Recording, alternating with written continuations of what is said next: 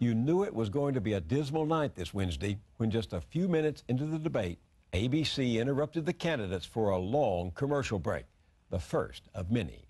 By the time it was over, the audience had had enough. We'll take one more commercial break. We'll come back, say goodnight. Stay with us. Oh, you can... The crowd's turning on me. Makes you think that if Lincoln and Douglas were still around, they'd be sandwiched between a Viagra ad and Victoria's Secret.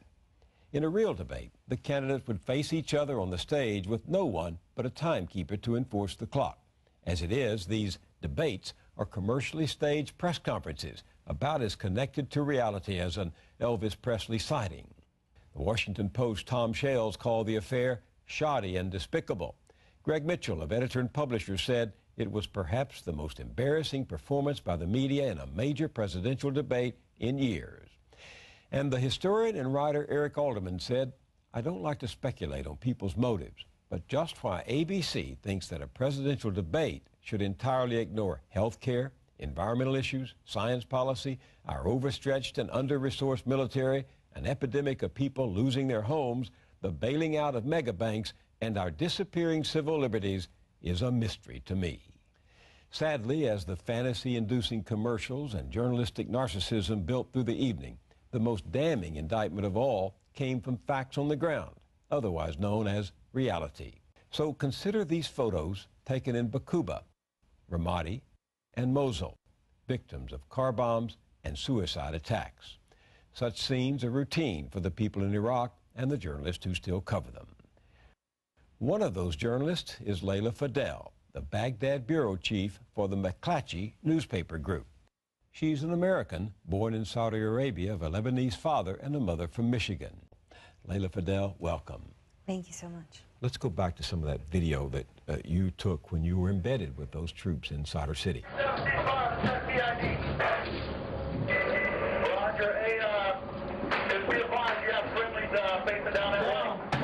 Well, these are young guys from Tennessee and Texas, Illinois, Michigan. Young guys who joined the military because many of them didn't have other options and went from a semi-peaceful area north of Taji to a hostile environment in Sadr City, living in abandoned homes, abandoned buildings, where people view them as occupation forces, where people view them as the bad guys. And so they're holed up in these abandoned homes, told that they can't push further into Sadr City, and they have to wait to get shot at to shoot back. And so many of them said that they were playing a game of cat and mouse, and they felt like the mice. So do these fellows know who they're shooting at when they're shooting there out into Sadr City? I asked them, who are you fighting? And he said, anybody that shoots at us. He said, I don't know about the politics. All I know is I'm shooting at the people that shoot at me. And they were... Who is this talking to you? This is the platoon leader. How old is he? He was 23. He was a chemical officer. He's younger than you. Yeah, very young, and expected to play this political game. I mean, here they are in Sadr City, but they're not allowed to identify their enemy as this militia, which they are fighting and is extremely organized in the way they're fighting. You know, they went under an ambush in the end of March 31st, the height of the violence, the Shia violence. They were hit by 2 IEDs. A striker was which is a... IED is a roadside bomb. Right. A striker was destroyed. They had to dismount and run to the other vehicles and have people come in to save them. And when they dismounted, there were men all over the rooftops shooting at them. They had sandbagged the windows. I mean, they were prepared to take on anybody who was trying to take back this area. And these guys said, you know, in the movies, when the bullets are flying and they're hitting around people's feet and you say, how did these people live? He said, that's what happened to us, and nobody died. It's a miracle. So what was it like for you to be there with them? When you were under fire? Yeah.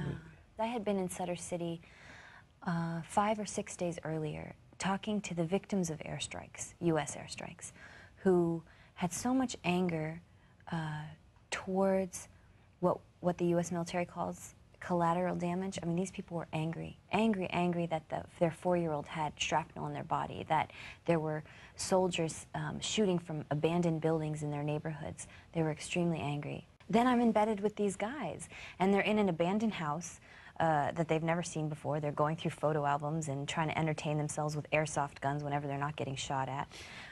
They were calling the little store that was this man's living, whoever lived there, the Walmart, so that they could go in and get Lysol to try to clean the toilets that were no running water and no, completely stopped up. And I asked these men, what would you do if there was a foreign army in your house? You asked the Americans. I asked the American soldiers. And one soldier told me he would blow up half the house to get back into it. And another said he would be a sniper on a rooftop and start taking people out. And I said, well, isn't that what this group is doing? And one soldier told me, he was from Athens, Tennessee, I think, and he said, but we're trying to do something good for them. Are they frustrated? Very frustrated. I think they're very frustrated. I think they don't necessarily understand what they're fighting for anymore, what the exact cause is. I mean, right now they're in Sadr City really caught in a political conflict between two Shia groups. What exactly is Sadr City? Sadr City is a district of Baghdad. It's a very poor Shia slum in northeast Baghdad. It was once known as Saddam City. When Saddam Hussein ruled Iraq, sewage runs through the streets, extremely crowded and urban and poor. Sadr City is said to have 2.5 million people in this crowded area, and it is the stronghold of Muqtada Sadr and his militia, the Mahdi Army. Why is it so hostile to these American troops? Well, the Mahdi Army was founded in the early days of the war as a resistance movement against the United States and their occupation. Muqtada Sadr, at the time that I first arrived in Iraq in 2005, was a loved figure by both Sunnis and Shias at that time. He was seen as the only legitimate national resistance leader. He didn't leave Iraq when Saddam Hussein was in power.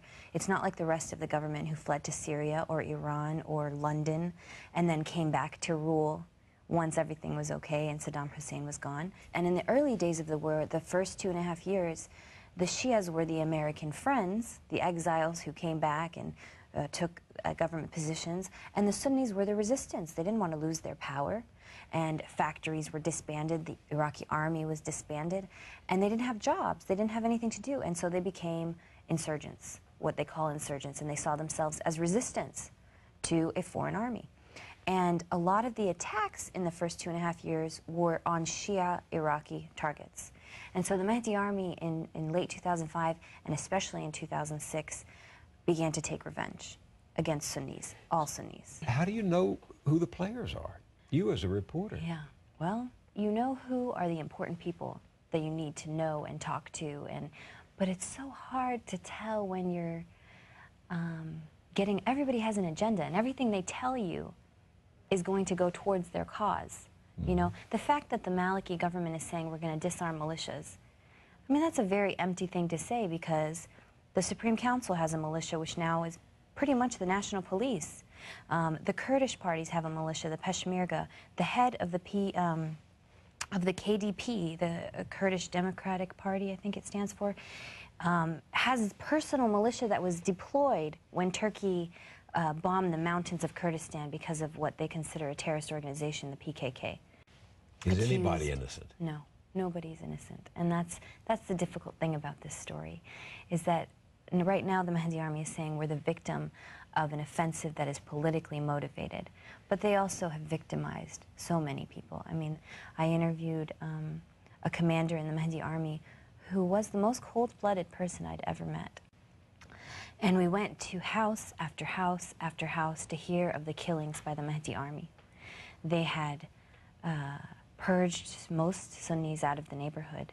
They had killed Shia women, Shia men who didn't agree with them. I interviewed a woman about her neighbor was shot in the back, coming home from the bakery, and her son, he was 7, came out of the house and saw her bloody body on the ground.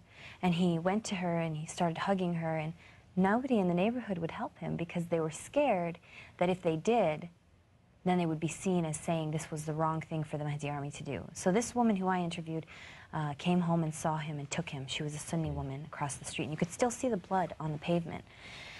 And she brought him in and she said, let me clean you up, let me put you in new clothes. And he said, no, you'll see what I'm going to do when I grow up. I need to stay with the blood of my mother. And you see that cycle of revenge that's plaguing Iraq. And I interviewed that man, and he had no remorse. I mean, he talked about this woman who he said he killed. He talked about his brother, who was killed in the Sunni neighborhood of Adamiyah, and how the Sunnis need to be purged from Baghdad in order to keep it safe. And so that is the feeling of this constant revenge, constant violence.